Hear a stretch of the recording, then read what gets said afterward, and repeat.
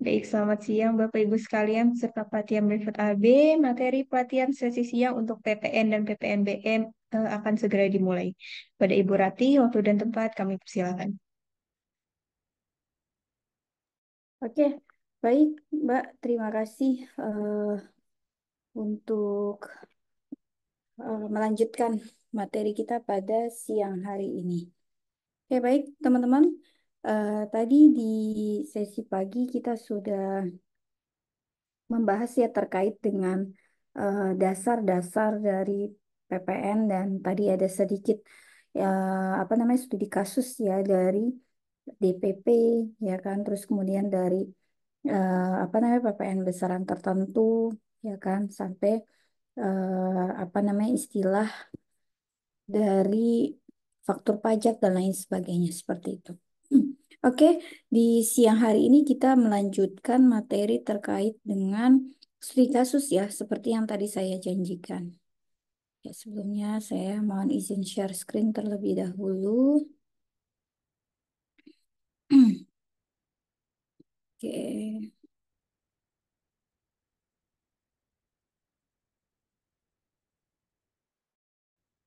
nah ini studi kasusnya. Sudah muncul ya? Sudah Bu, sudah muncul. Baik, sebentar.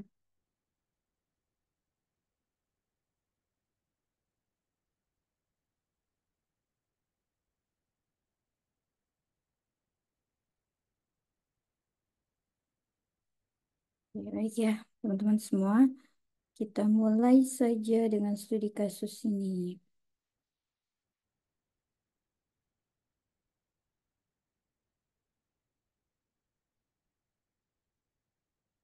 Oke, ini ada studi kasus dari PT Kaisar Trading Distribution ya. Dia adalah sebuah perusahaan dagang yang bergerak di bidang makanan dan minuman yang sudah menjadi pengusaha kena pajak sejak tahun 2006. Nah, ini adalah data perusahaan ya dari PT Kaisar Trading Distribution, ada NPWP-nya, terus alamat lengkapnya ya, Kota Bandung, nomor teleponnya tertera dan ke klasifikasi lapangan usahanya ya. Juga ada dan ini penandatanganan ini ada nama dari eh, Kaisar ya, Kaisar dan dia sebagai direktur utama gitu ya. Ya, jabatannya seperti itu. Nah, ini adalah transaksi bulan Mei. Anggap aja ya ini bulan Mei atau selama satu masa seperti itu ya. Satu masa. Bentar teman-teman. Oke. Nah, terus kemudian teman-teman bisa lihat di sini ini ada transaksi ya selama masa Mei ya sehubungan dengan pengiriman dan penerimaan barang. Oke. Yuk kita bahas one by one dari studi kasus ini ya. Oke. eh, ini ada kurang lebih 15 transaksi ya. Terus kemudian nanti teman-teman bisa perhatikan di sini. Nah, ini ada transaksi yang pertama dari tanggal 3 sampai 31 Mei. Nah, jadi nanti ketika kita ingin melakukan penghitungan ya terkait dengan PPN ini, kita membuat kertas kerja terlebih dahulu ya. Kita membuat kertas kerja terlebih dahulu. Oke. Nah, kertas kerjanya seperti apa? Sebenarnya sih kertas kerjanya bebas-bebas aja ya. Boleh seperti ini. Nah, kalau ini kan studi kasusnya di apa namanya? Dimasukkan seperti itu ya. Mungkin kalau nanti teman-teman pada saat ujian ya kan ini nggak perlu, cukup dibuat aja kertas kerja pajak masukan ya kan, atau kertas kerja pajak keluaran. Nah, nanti tinggal dibuat ada nomor tanggal gitu kan, kepada siapa, DPP-nya apa, ya DPP dasar pengenaan pajak, PPN terutangnya gimana, terus kasih keterangan seperti itu ya. Atau lebih enaknya seperti ini nih Bapak Ibu. Nah, kita buat seperti ini. Jadi nanti ada nomor transaksi, ya kan? Terus kemudian nomor faktur pajak, sorry.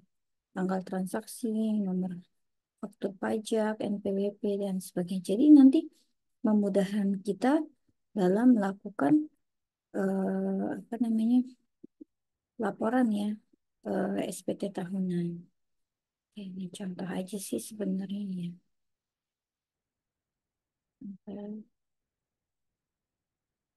Hmm, hmm, hmm. Nih, teman-teman bisa nih bikin kertas kerjanya nanti seperti ini ketika ingin menjawab studi kasus PPN-nya. Nah, nanti ini penyerahan, ini berhubungan dengan penyerahan ya.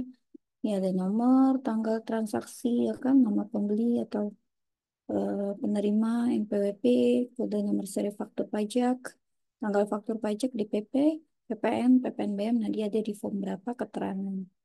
Nah, cuma kan kalau saya ya kan seperti ini. Sama aja kan sebenarnya. Cuma kan ini by transaksi ya gitu. Bukan mana yang penyerahan, mana yang apa namanya penerimaan ya kan. Kalau ini kan saya hanya melampirkan ini masuk pajak masukan, pajak keluaran, ya form B2, A2, A1, B3, AB gitu ya. Oke, apa ya? Nah, jadi langkah yang pertama kita harus menentukan ini nanti kira-kira masuk di pajak masukan atau keluaran, ya. Oke, kita bahas dulu nomor satu terkait dengan transaksi tanggal 3, ya 3 Mei. Nah, ini ada transaksi yang mengatakan bahwa menerima barang dari PT Madora di Jakarta dengan NPWP terlampir, ya kan, senilai 150 juta. Nah, nilai 150 juta ini tapi dia ada kata ini exclude PPN.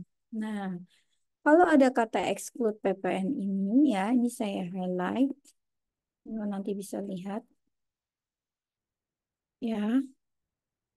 Nah, artinya apa? Artinya ini adalah belum termasuk ya, belum termasuk PPN. Nah, kalau ada kata belum termasuk PPN, jadi nanti teman-teman tinggal dikalikan tarif aja langsung ya. Berarti DPP-nya adalah 150 juta, maka PPN terutangnya adalah 11% ya. Dari 150 juta adalah 16 juta 500 ribu rupiah. Gitu ya, teman-teman ya. Oke. Nah, oke. Nah, terus kemudian transaksi ini nanti kita beri keterangan ya, karena nggak ada unsur PPNBM-nya, jadi kita skip aja perhitungan PPNBM-nya ya. Jadi langsung ke keterangan. Kira-kira ini masuk di pajak masukan atau pajak keluaran gitu kan. Oh, ternyata kita menerima barang. Nah, berarti kan kita ada apa namanya masukan, ya enggak? Ada masukan karena menerima barang ya. Ada masuk, ada barang masuk, ya kan? Berarti masuk ke pajak masukan ya. Keterangannya kita beri pajak masukan. Nah, kemudian nanti kan ada di apa namanya form SPT masa PPN yang formulir 11 ini ya 1111 ya atau 1111 ini kan ada beberapa lampiran ya. Nah, yang saya yang ada di screennya teman-teman ini adalah SPT induknya atau lampiran SPT induk ya. Oke, ini SPT induknya ya, begitu. Nah, ini sampai nanti dia penandatanganan di sini ya, wajib pajaknya atau pengusaha kena pajaknya. Nah, terus kemudian ada lampiran form AB. Form AB ini adalah rekapitulasi penyerahan dan perolehan. Jadi, dari lampiran A1, A2, B1, B2, dan B3. Nah, ini dipindahkan ke dalam rekapitulasi penyerahan dan perolehan atau ke dalam form AB ini. Begitu. Ya. Nah, jadi nanti Sebenarnya pengisian SPT ini enak ya. Baik PPN, PPH itu ada petunjuknya sebenarnya teman-teman ya. Oke, contohnya aja. Nih, kayak misalkan di poin A. Ekspor BKP berwujud atau BKP tidak berwujud atau JKP. Nah, kalau Bapak Ibu paham ya membaca SPT ini ya mengerti, ini ada petunjuknya di sini ya. Ini ada A1. A1 berarti ini diperoleh dari mana? Dari lampiran A1. Oke. Nih, berarti dari sini kan tentang ekspor. Ya enggak, lampiran A1 itu daftar ekspor BKP berwujud, BKP tidak berwujud, dan atau JKP. Nah, jadi enak kan? Tadi saya bilang ada petunjuknya sebenarnya kalau ngisi SPT ini dari mana, dari mana, dari mana. Lanjut ke poin B ya. Untuk yang poin B1 ini adalah penyerahan dalam negeri dengan faktur pajak yang tidak digunggung. Nah, berarti dari lampiran A2. Oke, A2 yuk kita intip A2. A2 tentang apa sih, Bu? Nah, ini tentang daftar pajak keluaran atas penyerahan dalam negeri, ya kan? Dengan faktur pajak. Gitu ya. Oke, contohnya gitu ya. Nah, terus kemudian ini ya kan sebenarnya sih di sini juga udah ada petunjuknya juga ya teman-teman ya. Tuh, A2 berarti nanti ini bisa dipindahkan ke AB juga. Nah, jadi sinkron gitu ya. Enak kan petunjuknya kalau mengisi SPT itu ya. Nah, terus kemudian kita lihat lagi nih ya di poin C. Nah, poin C ini ada 1, 2, 3, 4. Nah, 1, 2, 3, 4 ini nanti akan kita isi di lampiran SPT induk. Nah, di lampiran form 1111. Nih, tuh teman-teman. Nah, jadi SPT itu saling berkesinambungan ya. Jadi kalau kita ngisi lampirannya benar, ke depannya akan benar. Tapi kalau lampiran yang ngisinya udah salah, ke depannya hasilnya akan salah juga seperti itu. Ya, makanya nanti hati-hati dalam penginputan pembuatan faktur pajak, ya kan, penomoran seri nomor apa penomoran faktur pajak, ya kan, terus kemudian pengkreditan pajak masukan, ya kan, atau pajak keluarannya nanti itu harus hati-hati ya. Oke, lanjut ya. Kita tadi di AB. Nah, lalu yang Romawi 2 mengenai rekapitulasi perolehan B1, B2, B3. Nah, ini juga sama. Ini diperoleh dari mana, Bu? Ya, ini dari lampiran B1. Nah, lampiran B1 itu berkenaan dengan daftar pajak masukan yang dapat atas impor BKP dan pemanfaatan BKP tidak berwujud atau JKP dari luar daerah pabean. Ya, nah ini terus B2 berarti kan ini udah jelas ya impor ya teman-teman ya. Ini impor. Oke. Lanjut B2. Nah, B2 apa ini? Yaitu pajak masukan yang dapat dikreditkan atas perolehan BKP atau JKP dalam negeri. Nah, berarti transaksi yang terjadi di dalam negeri atau daerah. Lalu B3 adalah berkenaan dia daftar tidak dapat atau mendapat fasilitas.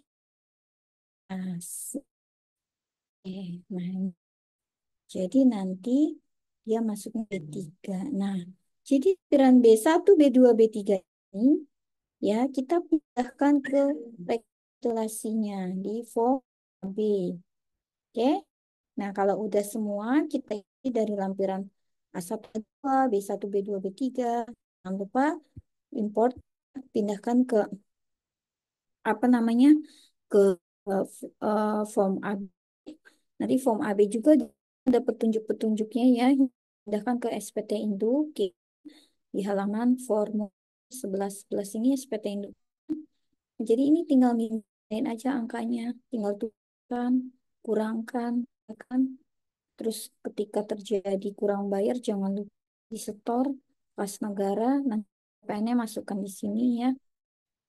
Lalu kalau ada terjadi bayar berarti nanti PKP-nya memilih mau disaksikan ke masa pajak berikutnya, boleh direstitusi, dikembalikan. Kalau misalkan apa namanya mau lebih spesifik lagi, kompensasikan ke masa pajak, ini dituangkan aja di sini di masa pajak apa misalkan kita udah punya apa eh, planning ya kan, udah punya perencanaan, oh nanti kira-kira di bulan Oktober kita akan terjadi lebih bayar karena dicek dari piutang hanya income-nya segini, terus penjualan biasanya tren penjualan di bulan Oktober akan menurun gitu kan dan sebagainya. Nah, bisa kita lebih spesifik lagi di sini dimasukkan ya. Atau misalkan mau direstitusi, tinggal memilih ya, misalkan restitusi di pasal 17C atau 17D atau di pasal 9 ayat 4C ya, terkait dengan pengembalian pendahuluan. 17C dan 17D ini nanti teman-teman boleh milih mau prosedurnya kayak gimana.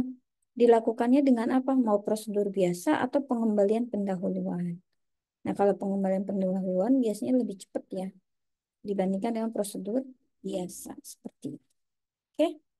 Nah, ini ya. Jadi tadi kita balik ke kasus ya bahwa transaksi yang pertama ya tanggal 3 Mei ini dia masuk di kolom atau formulir B2 ya karena berkenaan dengan pajak masukan ya di eh, apa namanya daerah pabean ya. Tuh ya. Pajak masukan yang dapat dikreditkan atas perolehan JKP dalam negeri. Begitu ya maksudnya. Oke. Nah, kita lanjut ke yang kedua. Yang kedua ini tanggal 5 Mei. Nah, ini transaksinya sama ya dengan yang di tanggal sama menerima barang. Eh, transaksinya PT ya. Nah, ini sudah include dengan PPN. Kalau sudah include, artinya apa? Sudah termasuk, berarti cari DP-nya dulu. Mencari DPP adalah ya 111. Ingat, tarif PP 11%. Berarti 11% kan sama dengan 11/100 gitu ya. Kalau kita belajar apa tuh matematika ya. Eh, jadi itu diturunkan ya. Apa sih? Bukan tarif. Pembilangnya ya, pembilangnya diturunkan penyebut gitu, tinggal dijumlahkan diakumulasi seperti itu. Ya, istilahnya kalau secara apa matematika rumusnya diturunkan biasanya begitu. Oke, nah berarti berapa nih DPP-nya? Oh, ternyata DPP-nya 135 juta, 135.000 ya, 135 rupiah. Apa ya? Oke. Nah, baru dikalikan PPN terutangnya dikalikan 11 ya. Sama dengan 14.864.865. Nah, tapi kalau misalkan ini kita jumlahkan ya teman, nih 135 sama 14 ini kita jumlahkan itu sama dengan 150 juta. Begitu teman-teman.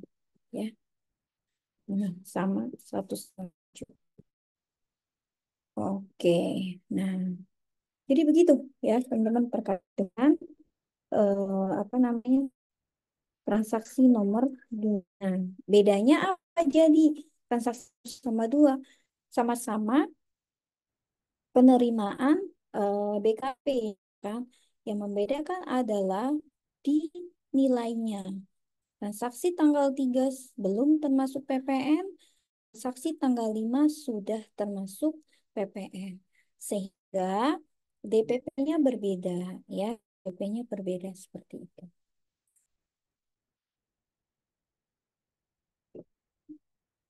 Oke, karena tadi sama-sama apa sama-sama penerimaan barang kena pajak, maka sama-sama dia masuk ke kategori pajak masukan dan nanti diinput ke dalam formulir B2 ya, di lampiran B2. Kurang lebih begitu ya. Oke. Baik, kita lanjut ya. Nah, nanti kalau ada pertanyaan boleh langsung di atau di raise hand aja ya, Bapak Ibu ya, dan rekan-rekan semua. Oke, lanjut ya. Kita beralih ke tanggal 7. Nah, tanggal 7 ya, ini sampai dengan tanggal 31 ini nanti masuk ke dalam pajak keluaran ya. Jadi ini udah saya highlight sih sebenarnya ya, teman-teman ya. Ini yang membedakan ini masuk ke pajak masukan, pajak keluaran, sama yang mendapat fasilitas tadi ya. Oke, kita lihat ya, kita breakdown dulu one by one dari transaksi ini. Oke, tanggal 7 ini ada mengirimkan barang. Jadi kalau mengirim berarti ada barang ya istilahnya. Mengirimkan barang ke toko makanan di Bandung dengan NPWP terlampir ya. Dia harganya exclude PPN berarti belum termasuk ya. Belum termasuk PPN ya. Oke, kalau belum termasuk PPN artinya berapa DPP-nya? DP 10 juta, 10 juta. PPN-nya 11%, maka menjadi 1.100.000 rupiah.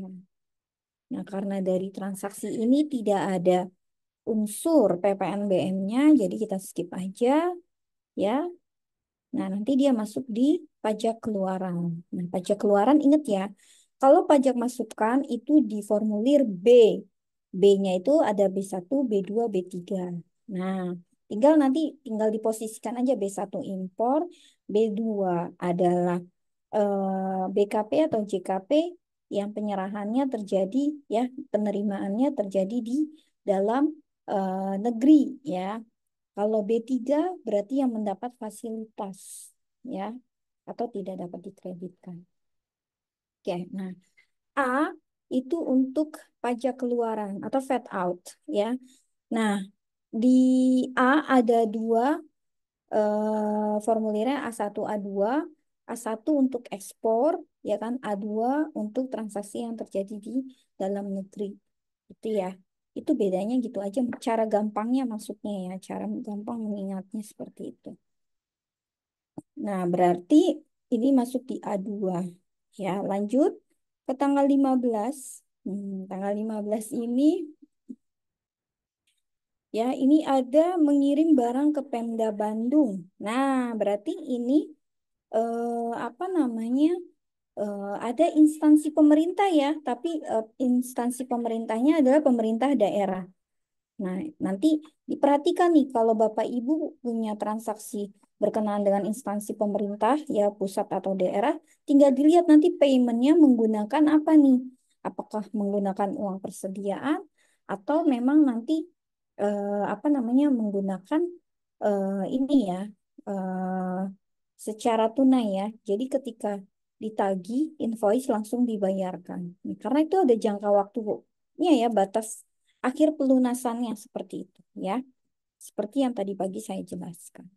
Nah, jadi ketahuan nih karena ini ke instansi pemerintah ya, daerah, maka nomor seri faktur pajaknya dibuat oleh PT Kaisar adalah 02. Nah, ini 02 ya. 02 ini karena faktur pajaknya normal jadi ditambahin 0 di digit ketiganya ya. Oke. Nah, biasanya kalau transaksi ke bendara pemerintah itu ya atau ke instansi pemerintah itu sudah termasuk PPN. Nah, jadi kita cari DPP-nya dulu ya. Cari DPP-nya. Nah, jadi DPP-nya carinya tadi sama rumusnya 100 dibagi 111 dikali dengan nilainya yaitu 5 juta. Sehingga DPP-nya adalah sama dengan 4.504.505 rupiah. Nah, baru nanti setelah kita udah dapat DPP-nya, kita kalikan dengan tarif 11%, ya kan, sama dengan 495.495 rupiah. Oke, nah ini sama, kasusnya nggak ada PPNBM-nya, jadi kita skip aja. Nah, ini nanti masuk kategorinya pajak keluaran atau masuk di dalam formulir A2 ya. Karena di sini mengirim barang. Nah, jadi case-nya sama, hanya bedanya lawan transaksinya. Ya, oke. Nah, ke transaksi tanggal 19 Mei. Nah, di transaksi tanggal 19 Mei ini juga sama dengan transaksi tanggal 15 ya, yaitu ke bendahara pemerintah atau instansi pemerintah. Ya, tapi dia ke Pemda Cimahi ya. Harganya juga include dengan PPN. Nomor seri faktur pajaknya juga sama 02 ya, 020 sekian sekian sekian ya. Oke. Nah, DPP-nya berapa? 15 juta. Karena sudah termasuk, jangan lupa kita cari DPP dulu ya. Rumusnya sama 100 dikali 111 dikali nilainya yaitu 15 juta. Sehingga DPP-nya adalah 13.513.514 rupiah. Nah, baru nanti DPP-nya sudah dapat, kita kalikan dengan 11%, ya kan? Nah, sehingga PPN terutangnya adalah 1.486.486 rupiah. Begitu ya, Bapak Ibu semuanya dan rekan-rekan ya. Oke. Nah, ini juga sama dia karena kategorinya ke pajak keluaran nanti masuknya di formulir A2 ya. Gitu ya. Baik, kita lanjut. Kita lanjut ke transaksi berikutnya, yaitu di tanggal berapa nih? 23 Mei. Nah, 23 Mei juga ini masih transaksi penyerahan ya, karena si PT Kaisar ini ada melakukan pengiriman barang ke PT Kopi Enak Bandung. Nah, ini berarti kan ke apa namanya pemungut PPN ya, gitu. Nah, dia harganya sudah termasuk ternyata ya, sudah include dengan PPN ya, senilai 55 juta dengan nomor seri faktur pajak 01. Nah, 01 berarti kepada pemungut ya. Oke. Nah, terus kemudian karena sudah termasuk, jadi kita cari DPP lagi nih ya, sama rumusnya ya, 100 per 111 dikali nominalnya yaitu 55 juta, ya, jadi sama dengan 49.549.550 rupiah. Nah, setelah kita udah tahu DPP-nya, baru kita kalikan 11% tarif PPN-nya, ya. Sehingga menghasilkan 5.450.450 rupiah. Oke, nah ini pun sama karena dia melakukan penyerahan sehingga masuk ke pajak keluaran, ya. Terus kemudian ada di lampiran A2 juga, ya. Kurang lebih begitu. Lanjut ya. Kita ke transaksi berikutnya, yaitu tanggal 27 Mei.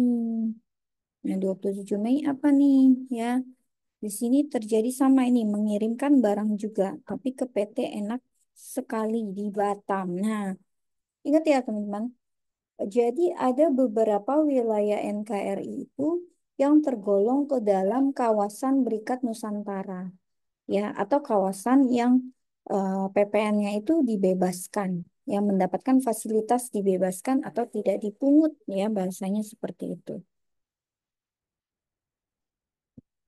Nah, terus ini kemudian ya, nanti apa namanya, karena ini transaksinya terjadi di Batam. Nah, Batam ini kan masuk ke dalam KBN, wilayah yang dibebaskan yang mendapatkan fasilitas tadi, maka dia nomor seri faktur pajaknya adalah 07 ya, 07. Nah, kalau sudah 07 gini, ya gimana perlakuan perhitungannya? Nah, sama kita cari dulu DPP-nya ya, karena ini sudah termasuk, jadi kita cari DPP-nya dulu ya, rumusnya sama 100 per 111, nanti tinggal dikalikan aja, nominalnya 50 juta, maka DPP-nya adalah 45 juta 45.045 rupiah.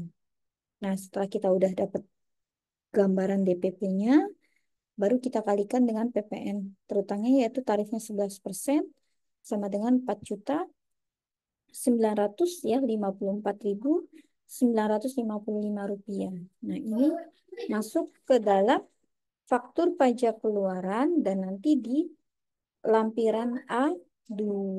Begitu ya. Oke. Menarik ya Bapak Ibu ya terkait dengan transaksi PPN. Karena kalau transaksi PPN itu kan beragam. Nomor pajaknya aja beragam 9. Nah, jadi benar-benar diberi apa namanya, karena sistem pemungutan Indonesia kan adalah assessment system ya teman. Jadi eh, itu diberi wewenang eh, oleh Fiskus untuk menghitung sendiri ya, terus kemudian menyetor pajaknya sendiri ya kan, dan melaporkan pajak utangnya ya, karena mandiri juga seperti itu. Nah, self assessment. Jadi ibarat apa namanya, kita dengan kehati-hatian gitu ya dalam nomor seri sorry faktur pun juga sama kan, kita lihat nih di lapangannya realitanya tidak terjadi, tidak ada pembatalan atau ada, apa namanya, penggantian faktur aja gitu. Karena juga ya ada kesalahan ya kan, salah pengeluaran serif aja kalau udah dilaporkan secara keseluruhan akan berdampak ke masa-masa pajak berikutnya gitu ya. Kalau awalnya kurang bayar, it's okay kan. Karena udah disetor, ternyata karena salah tiba-tiba jadi lebih bayar. Nah, loh ya kan, tinggal di adjust ya yang sudah dibayarkan berapa, nanti sisanya menjadi lebih bayar. Nah, ini bisa dikompensasikan ke masa apa gitu, ke masa pajak berikutnya misalkan seperti itu ya. Kayaknya kudu hati-hati. Oke, lanjut ya. Nah, lanjut kita ke transaksi berikutnya yaitu tanggal 31 Mei yang pertama. Nah, jadi si PT Kaisar ini dia ada mengirim barang ke PT BUMN Jakarta. Nah, karena BUMN ingat ya, ini adalah selain instansi pemerintah atau wajib pungut ya, WAPU. Nah, dia transaksinya 75 juta sudah termasuk PPN ya. Nah, nomor seri faktur pajaknya adalah 03. Nah, karena ini tadi ya, kalau teman-teman balik lagi ke penomoran seri faktur pajak tadi ya, 03 adalah untuk penomoran faktur pajak selain bendahara pemerintah atau BUMN tepatnya ya. Oke, jadi kita cari DPP lagi ya, yaitu 60 menjadi 67.567.568. Nah, ini dari 100 dibagi 111 dikali 75 juta. Sehingga PPN terutangnya menjadi ya, karena DPP-nya sudah kita ketahui ya, lalu kita hitung PPN terutangnya dikalikan 11% saja sama dengan 7.432.432 rupiah. Nah, ini pun sama nanti masuk di dalam kategori pajak keluaran dan diisi di form, di input ya, di form A2. Itu ya, teman-teman ya. Hmm. Jadi apa namanya, sangat-sangat beragam. Oke, lanjut ke 31 yang kedua, yang berikutnya. PT Kaisar mengirim barang ke PT Seroja Indah di Bandung senilai 75 juta exclude. Nah, ini dia belum termasuk PPN. Berarti DPP-nya berapa? DPP-nya 75 juta. Oke, nomor seri fakturnya menjadi 01. Kenapa? Karena dia di sini ke pedagang ke pemungut PPN ya, seperti itu. Jadi 75 juta DPP-nya ya, PPN-nya dikali 11% sama dengan 8.250.000. Lalu ini masuk ke pajak keluaran dan ada di form A2 nanti di inputnya. Ya, lanjut kita ke 31 yang berikutnya ya, 31 Mei yang berikutnya. Ini ada, nah sama-sama mengirim barang tapi ke toko makanan di Bandung.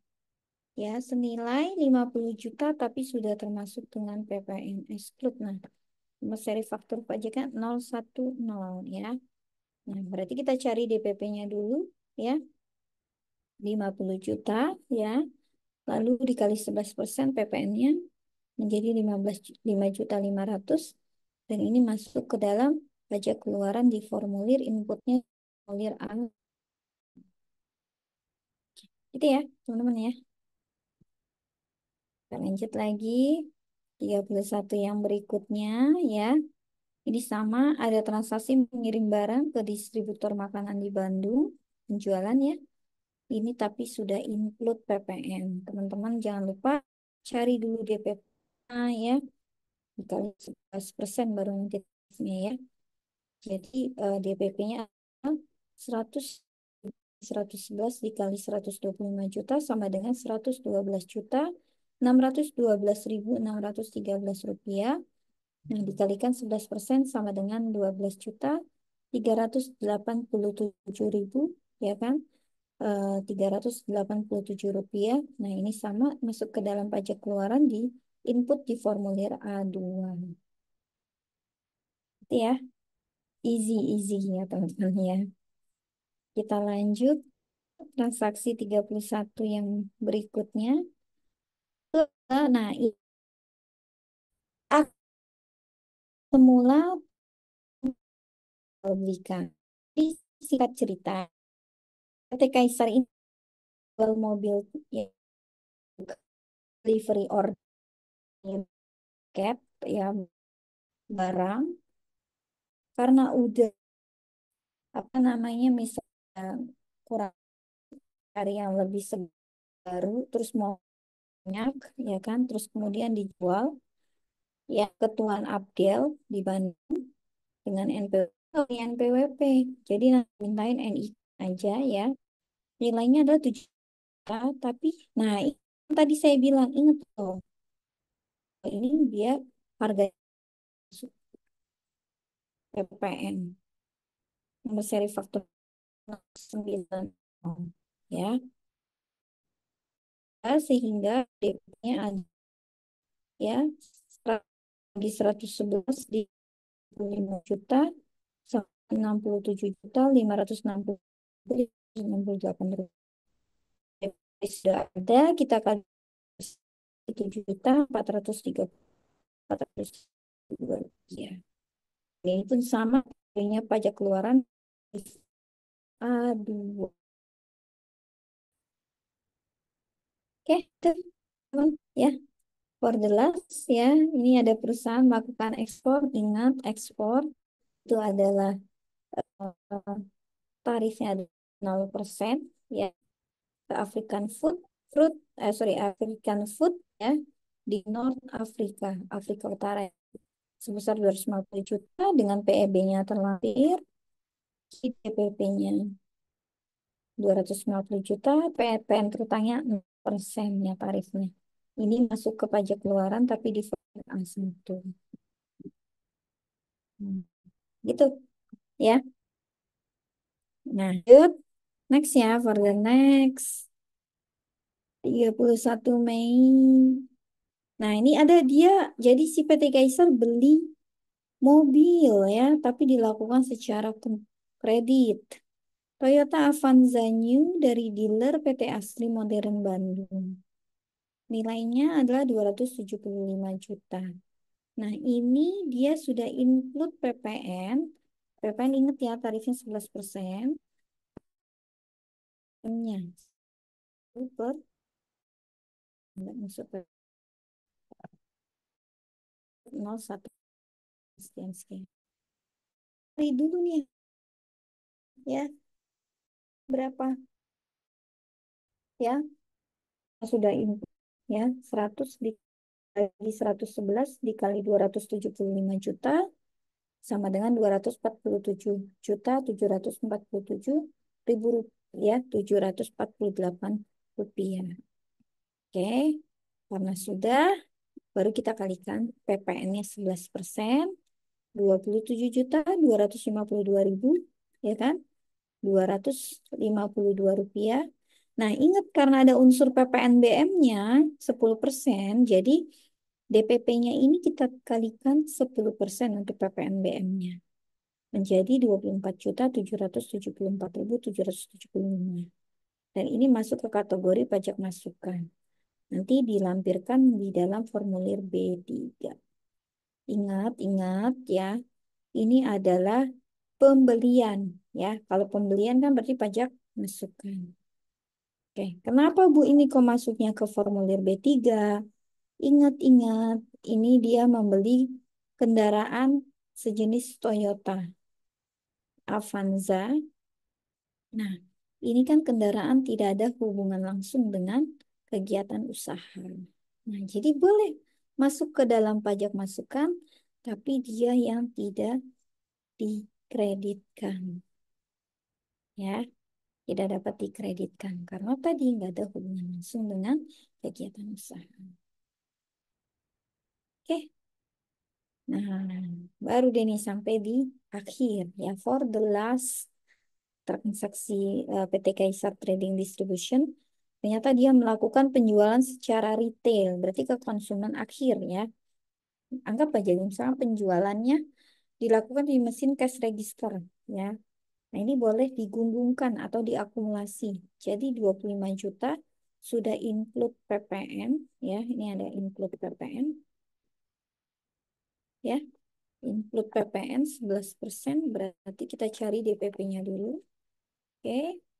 Cari DPP-nya dari 25 juta ya menjadi 22.522.523 rupiah. Terus dikalikan PPN 11% menjadi 2.477.000 ya, 477 rupiah. Nah, ini dimasuk ke dalam pajak keluaran tapi nanti formulir AB. Ingat di AB 2 ya, bagian B di nomor 2. Bagian 1B nomor 2 ya. Bener nggak nih? Pada suka. Nah, ini benar ya. Nomor 2. Romawi 1 huruf B nomor 2. Itu ya, teman-teman. Oke. Nah, itu jadi problem solving ya. Atau penyelesaian dari studi kasus PT Kaisar. Nah, nanti dari transaksi-transaksi ini kita sudah hitung ya PPN terutangnya. Lalu nanti kita apa namanya? Masukkan ya eh, ke dalam apa namanya? SPT ya, dengan pemberian tadi ya nomor seri faktur pajak terlampir, terus kemudian faktur pajak keluaran yang digunakan ya, atau pajak faktur pajak masukan ya sudah sesuai dengan ketentuan peraturan perundang-undangan perpajakan. Terus nanti kita tinggal hitung kalau terjadi kurang bayar, berarti nanti kekurangan PPN terutangnya itu disetorkan ke kas negara. Lalu nanti ada NTPN-nya ya. Kalau ada kelebihan baru boleh dikompensasikan ke masa pajak berikutnya. Nah, terus kemudian dalam transaksi tersebut ya selama satu masa ini ya satu periode ini ada kegiatan membangun sendiri. Di mana di sini perusahaan di bulan Mei membangun kantor 5 lantai ya. Sorry, perusahaan pada bulan Mei membangun kantor lantai kelima. Nah, jadi sudah ada gedungnya 4 lantai, kemudian mau ditambah 1 lantai lagi. Ya, dengan rincian biaya pembelian material 100 juta, terus pembayaran tukang 125 juta. Berarti totalnya 225 juta. Dan sudah dilunasi ya di tanggal 15 Juni dengan NTPN terlampir. Nah, artinya nanti ini pakai apa namanya? KMS, kegiatan membangun sendiri ya, yang tarif nya itu adalah 2,2% atau DPP ya 20% dikali 11% dikali DPP ya. Kurang lebih begitu teman-teman ya rumusnya. Jadi sama dengan 2,2% ya. Dan nanti Bapak Ibu diminta untuk apa namanya memasukkan ke dalam SPT masa Mei tahun 2023. Nah, dilaporkan di tanggal 25 Juni 2023. Oke, keterangan kalau PM dikenal dengan ya PM itu adalah akronimnya pajak masukan ya atau fed in. Sementara PK sama dengan fed out atau pajak keluar. Oke, sampai sini ada pertanyaan. Oke, ada di kolom chat. Bu, sinyalnya kadang putus. Iya, ini saya udah di apa namanya di depan ya kan. Ternyata tadi sempat konfirmasi ke providernya memang lagi kurang bagus, lagi ada gangguan. Ya, ada ketiknya lagi ada yang ganggu gitu Pak. Maaf ya Pak Delta. Oke, nanti Ya, mau minta makanya, Bu. Excel yang sudah ada isi contohnya, boleh Mbak Fadila ya. Nanti dikirimkan sama ini ya, sama apa di kolom chat nanti insya Allah ya. Oke. Gitu, teman-teman ya. Saya Nanti tanya, Bu. dikirim. Gimana Pak Delta? Monggo Pak, ada yang mau didiskusikan? Maaf ya Pak. Semua transaksi ini faktur pajaknya dibikin oleh perusahaan yang bersangkutan ini ya, Bu ya. Iya, Perusahaan betul. kecil tadi ini. Dalam case ini ya, perusahaan ini yang bikin semua faktur pajaknya ya, Bu ya. Iya, benar Pak. Pak PT Kaisar Pak. Ah, berarti dalam kasus transaksi tadi ini, semuanya itu tidak ada faktur pajak pembelian dari awal begitu ya. Oh iya, Karena karena ini karena ini berarti dia dia ini penyalur ceritanya nih karena beli barang. yes, benar.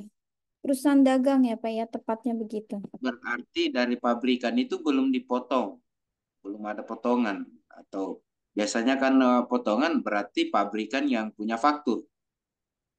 Mm-mm. Berarti ini belum ada faktur dari pabrikan ya, Bu ya. Berarti dialah yang membuat faktur, melaporkan, membayar begitu. Ya, jadi gini Pak, kalau kita membreakdown dia dari produsen, ini kan anggap aja dia sudah sebagai distributor ya, distributor. Jadi dia bukan produsen Pak. Jadi dia distributor. Dia apa namanya? Membeli barang dari produsen, kemudian dia jual kembali Pak. Ini kan perusahaan dagang ya kalau kita belajar akuntansi gitu kan ya. Kalau di akuntansi itu kan jenis laporan keuangan kan pasti berbeda ya. Jadi ada perusahaan jasa, ada perusahaan dagang, ada perusahaan manufacturing atau industri ya. Nah, kalau perusahaan jasa, dia kan berkenaan dengan services ya kan. Entah itu apa eh, apa namanya jasa konsultasi gitu kan atau memberikan jasa pelayanan semacam kayak sewa apa eh, jasa jadi jenisnya jasa lah mau jasa konstruksi ke ya kan mau jasa konsultasi gitu kan atau jasa keuangan gitu kan dan lain sebagainya. Nah, jadi dalam bentuk services ya. Nah, terus kalau jasa kan udah jelas tuh. Misalkan menggunakan sebuah jasa konsultasi perpajakan, ya kan? Oke, berarti nanti apa namanya sifatnya hanya layanan aja kan, sesuai yang dibutuhkan dengan klien. Nah, kalau dagang, kalau perusahaan dagang itu kan dia membeli barang jadi, tapi barang jadi itu kan dijual kembali, tujuannya seperti itu. Nah, ini yang dilakukan oleh si PT Kaisar Trading Distribution. Jadi dia membeli barang dari produsen tanpa dia merepack, tanpa dia apa namanya melabeling. Jadi udah beli barang jadi ya kan dari produsen, tapi barang jadi ini dia jual kembali. Nah, itu kan namanya perusahaan dagang. Nah, kalau perusahaan dagang seperti ini ya kan artinya apa? Ketika dia beli ya kan dari produsen, pembelian barangnya udah dikenakan PPN ya. Oke, nah jadi ketika PT Kaisar ini melakukan penjualan ke customernya, nah customernya ini anggap aja ya kan retail ya atau retailer ya kan, bisa juga end user ya kan, atau konsumen akhir ya, bisa seperti itu. Nah makanya ketika dia menjual barang ke reseller retail ke konsumen akhir, maka ada unsur PPN-nya. Kenapa ada unsur PPN-nya? Karena PT Kaisar sudah dikukuhkan sebagai PKP sejak tahun 2006. Katakanlah seperti itu. Gitu, Pak. Gitu. Jadi Oh, bukannya ini jadi dia ketika membeli barang itu sudah dikenakan PPN nih. Ada pajak masukan nih di transaksi tanggal 3 sama 5. Mungkin tadi Bapak telat kali ya. Apa namanya joinnya. Nah, jadi di sini Pak, ini transaksi yang ini nih, ya kan? Ini berkenaan dengan pajak masukannya. eh, Gitu. saya persepsi lagi begini, Bu.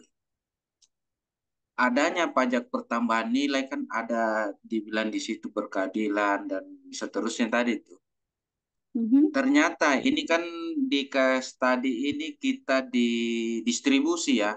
Jadi ini Mm-mm. perusahaan tadi ini distribusi.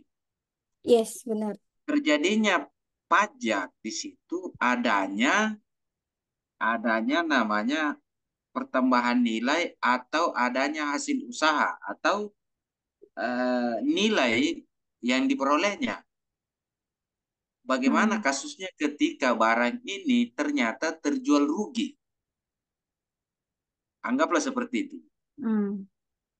Bagaimana dengan penerapan tadi berkeadilannya, kemudian tidak ada sama sekali keuntungan dalam barang yang dijual kembali tadi itu? Seperti apa solusinya kalau terjadi seperti itu misalnya? Nah, kalau misalkan terjadi kerugian, ya kan? Kerugian nanti bisa dilaporkan di sini nih, Pak. Misal kalau ini sih sebenarnya kalau kerugian kalau dia terjadi gagal berproduksi ya, ini untuk yang produsen. Tapi kalau misalkan dia dagang, terus kemudian terjadi, sebenarnya sih bukan kerugian ya kalau PPN itu ya, terjadinya kurang bayar atau lebih bayar. Katakanlah gini, misalkan si PT Kaisar ini banyak membeli barang, tapi barang keluarnya sedikit, atau kebutuhan, sorry, salesnya, penjualannya itu volumenya sedikit dibandingkan dengan namanya masuknya barang ya. Nah, itu kan terjadi selisih. Pajak keluarannya lebih kecil dibandingkan dengan pajak masukannya. Terus kemudian ini terjadi lebih bayar, ya kan? Karena pajak keluarnya lebih kecil dibandingkan dengan pajak masukannya. Nah, ketika lebih bayar, ya kan? Baru nanti tinggal memilih mau dikompensasikan atau restitusi. Nah, terus kemudian PPN ini kan linear nanti sama pelaporan SPT tahunan nih. Jadi nanti masuknya ke PPh Badan ya, Pak. Oke. Nah, jadi penjualan tadi, ya penjualan, terus harga pokok penjualan, terus biaya-biaya nanti harus dilakukan apa namanya? Kalau di PPh Badan itu sebelum kita melakukan rekonsiliasi fiskal, kita harus melakukan ekualisasi dulu, Pak. Jadi ekualisasi itu penyamaan nanti ya. Jadi eh, penjualan based on faktur pajak, ya kan? Dengan pembukuan yang disusun oleh si manajemen perusahaan ya, itu harus selaras. Makanya kita perlu dilakukan ekualisasi. Ya kan? Terus nanti secara pembukuan itu kan ada taatnya ya Pak ya. Kalau di PPh itu ya, di pajak penghasilan. apakah sudah memenuhi syarat ya kan atau belum. Nah, nanti dilihat lagi nih. Ini masuk ke dalam penghasilan yang kategorinya 3M enggak, mendapatkan, menagih dan memelihara enggak gitu kan. Atau kalau di PPN ya kan kan itu istilahnya ada berhubungan langsung dengan kegiatan usaha. Nah, di PPH itu juga ada istilah itu, namanya 3M, mendapatkan, menagih, dan memelihara. Artinya apa? Ada hubungannya langsung dengan kegiatan usaha atau tidak langsung dengan kegiatan usaha. Jadi ada proses ekualisasi di situ, ya. Nah, ekualisasi ini adalah tahapan ketika kita ingin menyusun laporan pajak ya pada saat pelaporan SPT tahunan. Nah, jadi nanti dilihat di situ.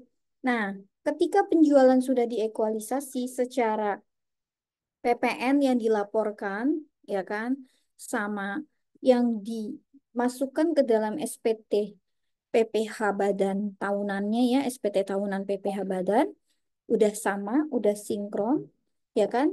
Nah, barulah kita melakukan sebuah rekonsiliasi fiskal. Nanti kita koreksi baik secara positif maupun negatif sehingga nanti menghasilkan laporan keuangan fiskalnya. Begitu sih Pak. Nah, tinggal dilihat nih nanti di endingnya ya, apakah dia terjadi laba atau ya eh, loss atau profit gitu, net loss atau net profit, mendapatkan kerugian atau laba seperti itu. Nah, kita baru bisa melihatnya setelah itu, Pak. Ini perusahaan rugi atau tidak. Gitu. Kalau PPN kita hanya melihat dari sisi pajak keluaran dan pajak masukannya. Gitu sih, Pak. Boleh satu lagi, Bu? Boleh silakan Pak Delta. Anda tahu kalau saya kelewat tadi ya, Kak. Ini dalam kasus tanggal berapa ini? 31 ya. Mhm. 31 pembelian Avanza yang katanya di sini tidak dijelaskan juga dalam kasus ini apakah berkaitan langsung dengan usaha. Hanya memang ada pembelian di sini. Mhm. Apakah misalnya ini pembelian Toyota Avanza tadi ini, misalnya ini dipakai untuk operasional untuk usaha itu, Mhm. PPNBM-nya seperti apa? Atau PPN-nya seperti apa? Oke, baik. Nah, jadi gini, Pak. Ini kan kita udah tahu ya, dia perusahaannya distribusi makanan ya. Karena kan ini, nah, mobil operasional yang digunakan oleh apa perusahaan distribution ya kan distribusi barang ini ya. Ini adalah asumsinya adalah pasti mobil yang buat delivery order, Pak. Mobil-mobil box kayak gitu ya atau kontainer ya yang berhubungan untuk melakukan pengiriman barang. Nah, jadi itu dianggap di dalam peraturan perundang-undangan itu ya khususnya PPN. Nah, itu dianggap adalah memiliki hubungan secara langsung dengan kegiatan usaha. Terus kenapa kok perusahaan mobil Avanza nggak ada hubungan langsung dengan kegiatan usaha gitu? Karena mobil operasional ini kan dipakainya bukannya apa namanya? Karena ini perusahaan dagang, ya kan distribusi, berarti kan udah jelas antar kirim barang, antar kirim barang bukan antar jemput pegawai. Nah, bahasanya begitulah Pak kalau kata orang DJ. Ya begitu logikanya. Gitu Pak. Makanya ini dikategorikan masuk ke dalam formulir B atau dia yang tidak dapat dikreditkan yang mendapat fasilitas. Begitu Pak. Jadi itu penalarannya seperti itu. Nah, karena memang di undang-undang udah jelas. Walaupun di undang-undang tidak dijelaskan secara terperinci apa yang ada hubungan langsung dengan kegiatan usaha dan yang bukan yang mana gitu. Nah, jadi logikanya seperti itu, Pak. Ya, Kalau ini kan, saya mengerti, Bu. Saya mengerti, Bu. mm-mm. Berarti ini pasal ini penerapan ini daerah abu-abu ya. Yes, benar, gray area. Nah, ini yang menjadi perdebatan, Pak. Di SP2DK banyak nih, Pak. Gitu. Di SP2DK ini diangkat beneran deh. Saya pernah dulu ya ketika Undang-Undang HPP baru terbit 2021, 2022 saya ya kan. Jadi case, jadi udah tahun pajak sebenarnya sih kalau lihat ini kan kita 5 tahun ke belakang. 2022 saya lupa tuh. Kisaran 2017 atau 2018 untuk SPT tahunannya ya gitu. Nah, di sini ada unsur ini ada hubungan langsung dengan kegiatan usaha. Nah, terus kan saya minta aturannya gimana? Kalau merujuk peraturan yang sekarang, fair saya bilang gitu. Tapi kan ini lihat dulu dong pajak yang diverifikasi ya kan, datanya tahun berapa? Saya ngomong kayak gitu sama AR ya kan. Nah, ternyata ketika dibuka di PMK-nya itu ya memang disitulah Pak gray area itu kalau secara apa namanya bahasa hukum ya, tata bahasa hukum sebenarnya itu nggak jadi masalah gitu karena memang berlangsung tahun pajak yang hutan sebelum PMK ini disahkan gitu kan. PMK itu kan disahkan di tahun 2002 gitu Pak. Jadi ya inilah yang kadang WP ya kan menganggap bahwa loh itu kan buat kegiatan operasional gitu kan. Ada hubungannya langsung. Contoh untuk tim marketing dia harus melakukan penawaran ya kan menjajaki konsumen klien ya kan kan ketemu klien terus memberikan surat penawaran presentasi misalkan kayak gitu itu kan buat operasional tapi bukan buat angkut barang bahasanya begitu Pak malah kita dibalikin waktu itu seperti itu. Oke, karena perusahaan dagang, jadi kan konteksnya adalah untuk ya kan pick up barang, bukan pick up karyawan, pegawai gitu. Jadi nggak ada hubungannya langsung dengan kegiatan usaha. Begitu, Pak. Gitu secara PPN-nya. Jadi memang ini masuknya ke formulir B3 terkait dengan ini. Benar, Pak, banyak gray area-nya. Jadi kadang apa ya? Fiskus ya kan berbeda-beda ya Pak penanganannya KPPA B C D gitu kan ada case yang sama tapi treatmentnya beda-beda yang sana bilang oke nggak masalah tapi yang di sini kadang kekeh ya kan ini nggak bisa karena ada ini ada argumennya itulah apa namanya belum selaras ya jadi pemahaman kita dalam membaca peraturan itu kan kadang-kadang suka mispersepsi ya seperti itu Pak. Satu lagi Bu, penasaran ini. Boleh silakan Pak Delta. Ini kan ada hubungannya dengan penyusutan nanti di SPT tahunan. Hmm. Soal mobil ini. Hmm. Saya lupa kemarin, mungkin ini bukan bukan materinya Ibu, tapi saya mau tanya aja, jangan sampai saya kelewat lagi ini. Apakah ini nilai barang berapa tadi ya? Naik. Harganya ini berapa Pak? Dua ratus tujuh puluh tujuh lima puluh lima. juta. Mm-mm. Dikeluarkan dulu setelah keluar pajak PPNBM-nya ini baru disusutkan. Oke, jadi kita cari harga perolehan ya, Pak. Kalau harga perolehan itu yang 275 juta, Pak. Jadi sudah termasuk PPN, sudah termasuk PPNBM, sudah termasuk biaya-biaya angkut, sudah termasuk dengan biaya apa namanya pemeliharaan misalkan gitu ya. Sampai barang itu siap untuk digunakan. Nah, itu namanya menghitung biaya penyusutan, Pak. Jadi dari kita beli, kalau misalkan ada penambahan, apa namanya, ada misalkan tadi ada biaya angkut dari apa namanya showroom ke lokasi kita, ya kan ada biaya angkutnya, terus kemudian ada biaya treatmentnya, misalkan ada perlu dipasang AC, pasang sound system dan lain sebagainya gitu kan, misalkan gitu ya.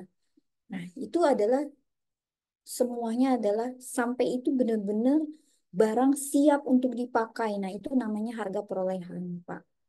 Gitu, mulai menghitung biaya penyusutannya dari situ. Oh, Gitu. makasih. Iya. Nah, itu sih yang saya pahami ya. Secara akuntansi seperti itu. Secara pajak pun sama. Yang membedakan adalah metode penyusutannya. Metodenya apa? Mau menggunakan garis lurus atau saldo menurun gitu kan. Nah, jadi harus linear nih. Eh, di akuntansi misalkan menggunakan saldo menurun, ya kan?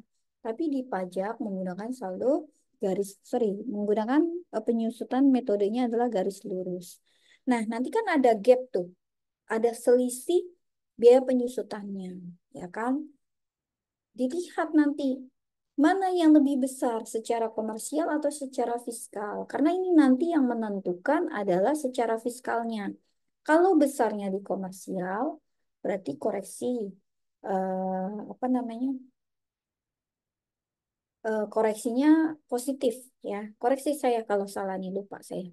Ya kan? Kalau misalkan besarnya di fiskal berarti koreksinya negatif. Nah, itu kan ada gap. Ya, jadi kita melihatnya di kacamata karena kita ingin melapor pajak, jadi kita melihatnya di kacamata pajak, bukan di matanya akuntansi atau komersialnya.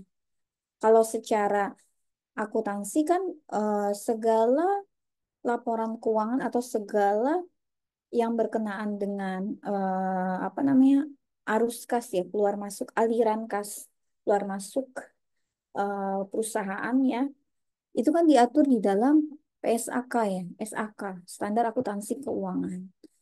Nah, tapi SAK ini kan mengatur semua jenis penghasilan, semua jenis biaya-biaya itu diakui gitu kan. Nah, tapi pajak mengklaim nggak semua biaya itu bisa menjadi pengurang penghasilan bruto, ya kan? Nah, nggak semua juga biaya ini tidak bisa dikurangkan menjadi penghasilan bruto. Nah, jadi ada istilahnya deductible expense sama non-deductible expense, ya kan? Contohnya begitu. Nah, makanya di sini ada gap nanti. SAK, ya, sorry. Laporan keuangan secara komersial harus sesuai dengan SAK, Standar Akuntansi Keuangan. Nah, laporan fiskal harus sesuai dengan peraturan perundang-undangan perpajakan beserta turunannya. Itu. Nah, makanya di sini terjadi namanya rekonsiliasi fiskal. Yang mana nanti di sini ada gap antara koreksi positif sama negatif. Nah, yang menentukan koreksi positif sama negatif ini adalah nanti di penghasilan kena pajaknya. Kalau koreksi positifnya lebih besar, berarti nanti akan menambah penghasilan kena pajak. Tapi sebaliknya, kalau koreksi negatif itu akan mengurangi penghasilan kena pajak. Nah, jadi itu begitu kurang lebih, Pak, kalau untuk menghitung nilai penyusutan. Bahkan gini ya, untuk penyusutan, katakanlah misalkan tadi eh, kendaraannya turun mesin tapi belum habis masa manfaatnya. Nah, automatically kan ada penambahan spare part nih, penggantian spare part, ya kan? Penambahan atau penggantian spare part. Nah, karena ini masih ada masa manfaatnya, terus kemudian ada penambahan spare part, automatically, ya kan, akan menambah harga perolehan. Nah, makanya ini lahir PMK 72 tahun 2023 tentang penyusutan aktiva tetap, ya. Jadi di PMK 72 ini ada penyesuaian nih.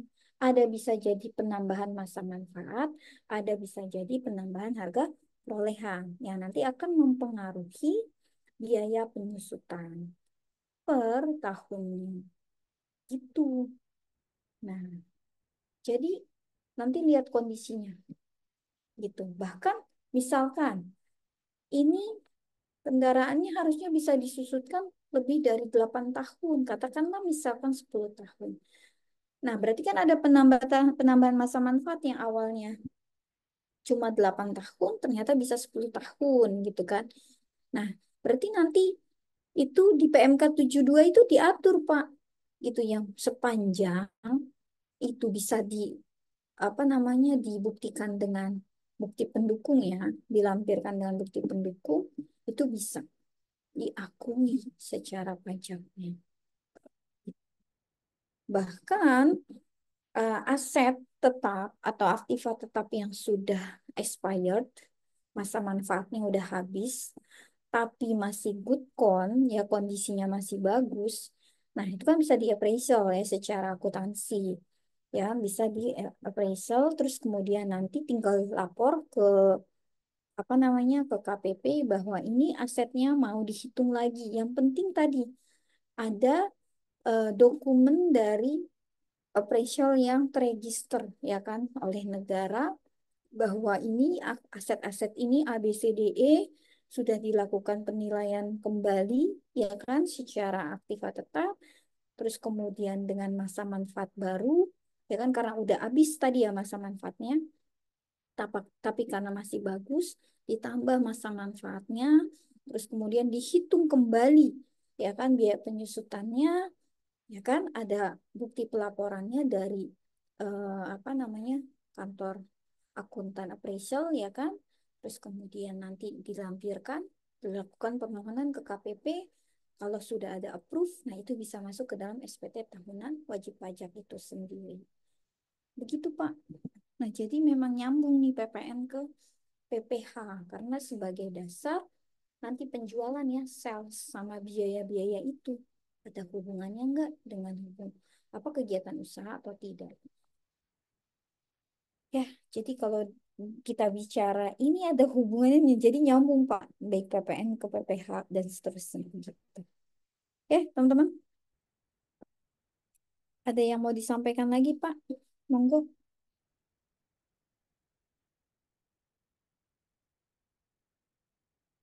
Cukup ya.